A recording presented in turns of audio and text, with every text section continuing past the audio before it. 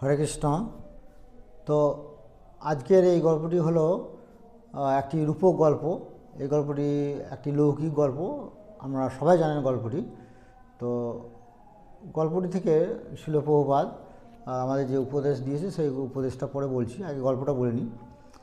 তো গল্পটা হচ্ছে এরকম যে এক ব্যক্তির 9টি কন্যা সন্তান ছিল, 9টি কন্যা এবং একটি পুত্র, এবং 9টি কন্যারই বিয়ে হয়ে গিয়েছিল। তো একটা ওদের বাড়িতে কোনো একটা অনুষ্ঠানে সমস্ত মেয়ে জামাইরা উপস্থিত হয়েছিল। 9টি মেয়ে, 9টি জামাই এবং তাদের সন্তানাদি যা ছিল সবাই উপস্থিত ছিল, বাড়ি জমজমাট।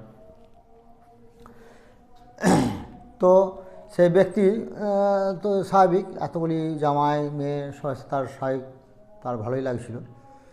সে জামাইদিকে যতটা সম্ভব আদর যত্ন করছিল, কিন্তু এই অতিরিক্ত আদর যত্ন পেয়ে সেই জামাইরা আর তার শ্বশুর বাড়ি থেকে আর যাবার নাম করছিল না।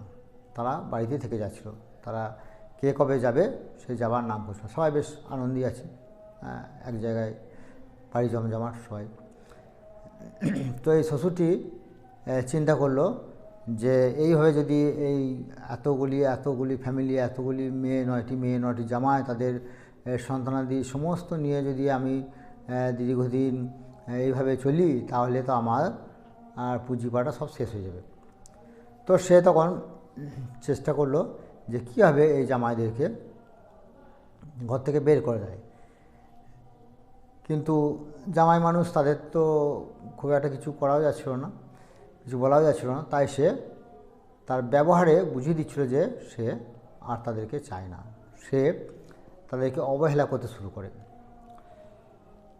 যেমন খাবারে প্রতিদিন যেমন মিষ্টি, দই ইত্যাদি থাকছিল, সেগুলো আস্তে আস্তে সে কমিয়ে দিতে থাকলো। তো এর ফলে এক জামাই, যে খুব বুদ্ধিমান, সে বুঝতে পারলো যে শ্বশুরমশাই আর আমাদেরকে চায় না। সে তখন এতে অপমানিত বোধ করে এবং সে চলে যায়।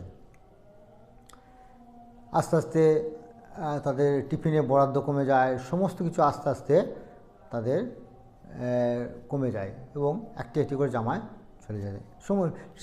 আস্তে আস্তে সিম্পল খাবার, ডাল ভাত তরকারি হতে থাকে। জামাই যেন স্পেশাল কোনো মেনু হয় না। তখন একটি একটি করে জামাই, যারা বুদ্ধিমান, তারা একটি একটি করে সব বাড়ি থেকে চলে যায়। জামাই মেয়ে তাদের ফ্যামিলি নিয়ে তারা চলে যায়।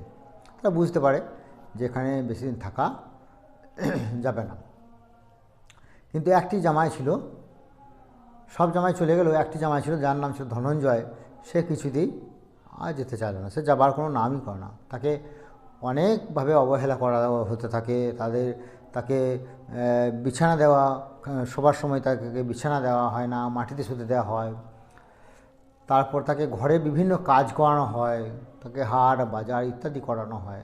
এত অপমান করা হয়, কথায় কথায় অপমান করা হয়, কিন্তু সে সব কিছু সহ্য করেও সে থেকে যায়। সে শ্বশুর বাড়ি থেকে যাওয়ার নাম করে না। তখন তার শ্যালক, অর্থাৎ এই শ্বশুরমশাই যে ছেলে, ছোট ছেলে, সে তখন একদিন করলো কি, সে বন্ধুদের কাছে বুদ্ধি নিয়ে সে তার ভগ্নিপতিকে, অর্থাৎ তার জামাইবাবুকে, তার জামাইবাবু হয়েছে, জামাইবাবুকে সে লাঠি করে বেদম প্রহার করে এবং প্রহার করে তাকে ঘর থেকে বের করে দেয়।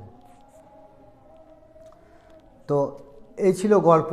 তা প্রভুপাদ এই গল্পতে শিক্ষা দিচ্ছেন যে আমাদের অবস্থা ঠিক ধনঞ্জয়ের মতো, আমরা সবাই এক একটি ধনঞ্জয়। কারণ এই জড়জগৎ খুব ক্লেশদায়ক, খুব ক্লেশ স্বীকার করতে হয়। এখানে আনন্দ নেই, সুখ নেই। আমরা অনেক কষ্ট স্বীকার করেও এই বন্ধন থেকে মুক্ত হতে পারি না।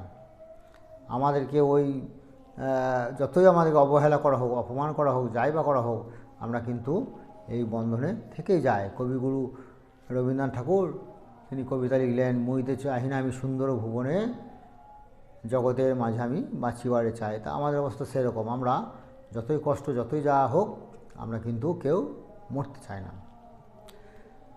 তো কিন্তু আমাদের উচিত যে এই বন্ধন থেকে মুক্ত হওয়া। কারণ একদিন ওই শ্যালকের মতন আমাদেরকে কিন্তু ওই ধনঞ্জয়ের মতনই আমাদের একদিন অবস্থা হবে। আমাদের কিন্তু জোর করে আমাদের আত্মাকে দেহ থেকে বের করে দেওয়া হবে। তো আমাদের উচিত তাই আগে থেকে সতর্ক হওয়া। হরে কৃষ্ণ। সবাই ভালো থাকুন, আনন্দে থাকুন, সুখে থাকুন। হরি বল।